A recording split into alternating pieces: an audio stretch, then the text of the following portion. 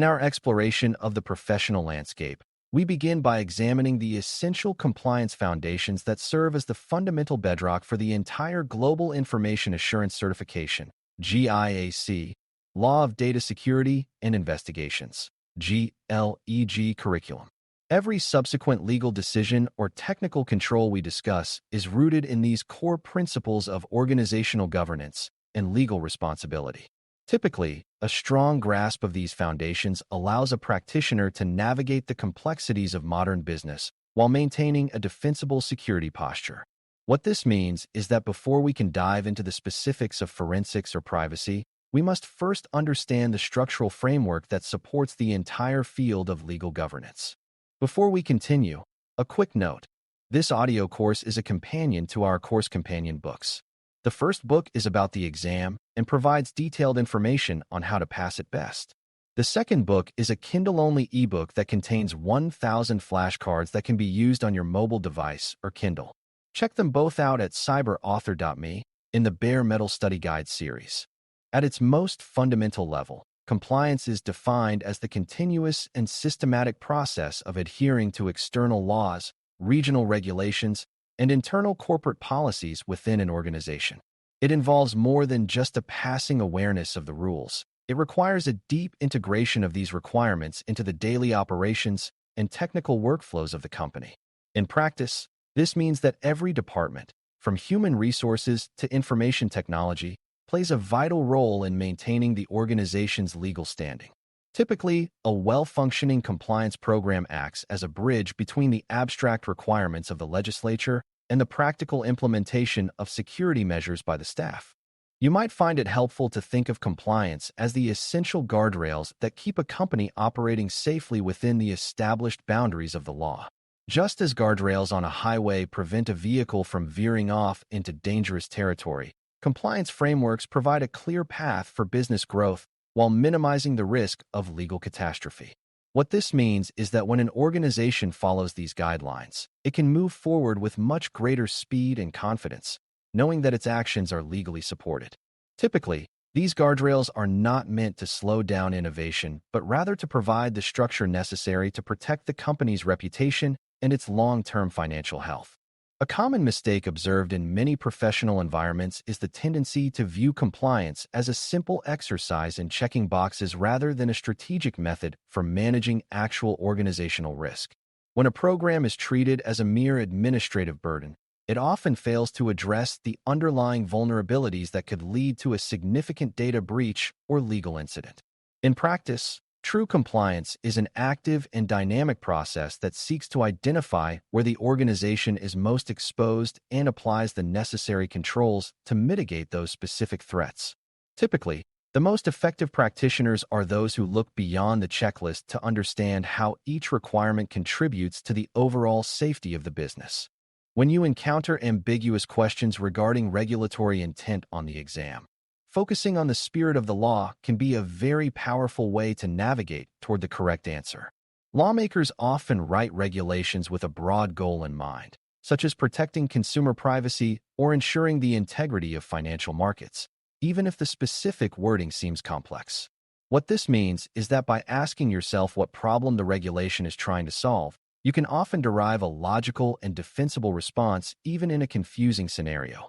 Typically, the exam rewards those who can demonstrate an understanding of the underlying purpose behind a law rather than just a memorized list of its various technical requirements. In a mature organization, you will typically see a balanced system where high-level legal requirements directly drive the specific technical controls implemented by the information technology (IT) team.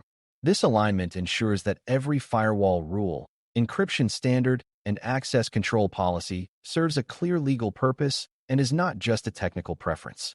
In practice, this relationship requires constant communication between the legal department and the technical staff to ensure that the organization's defenses remain compliant as laws evolve.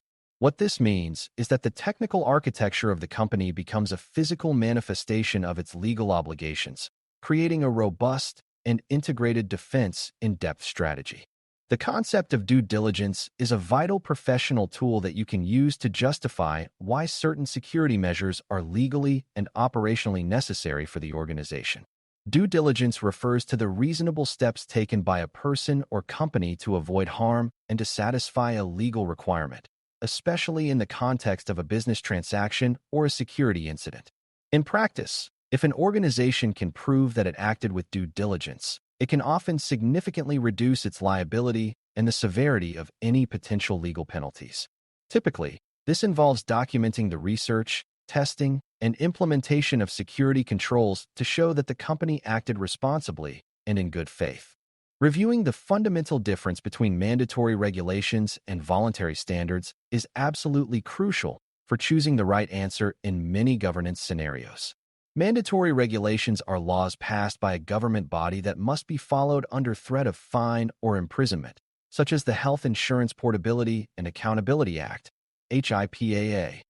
In contrast, voluntary standards, like the International Organization for Standardization, ISO 27001, are frameworks that a company chooses to adopt to improve its security or reputation. Typically, the exam will test your ability to distinguish between what an organization is legally required to do and what it chooses to do as a best practice.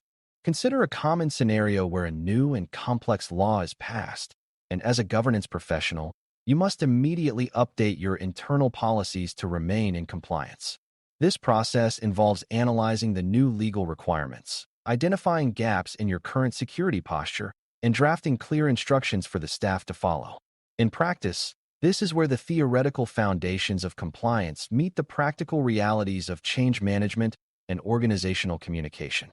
Typically, a successful update requires the support of executive leadership to ensure that the new policies are respected and followed across all levels of the business.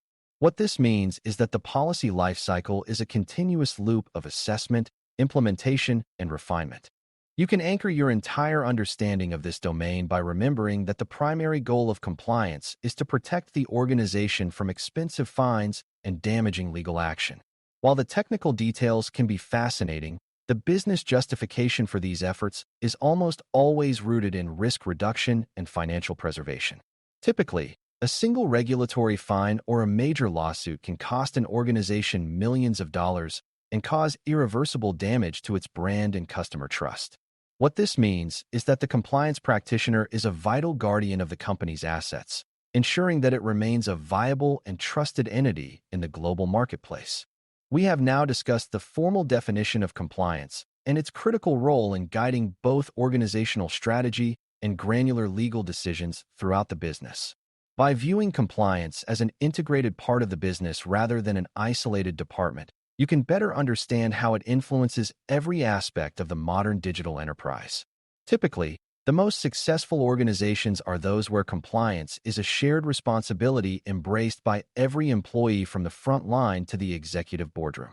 What this means is that your role as a professional is to facilitate this culture of accountability while ensuring that the technical and legal requirements are consistently met.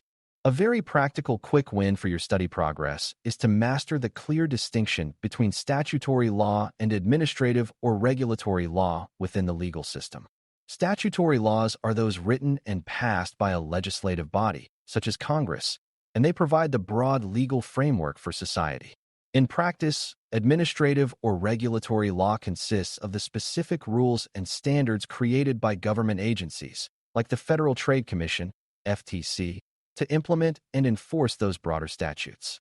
Typically, a cybersecurity professional will deal more frequently with the specific requirements of regulatory law, but understanding the statutory foundation is essential for a complete perspective on legal governance. Mastering these core foundations allows you to approach complex and often ambiguous governance questions with a structured, logical, and highly professional mindset. When you understand the underlying principles of the law, you no longer have to rely on guesswork or memorization to find the most appropriate and defensible path forward.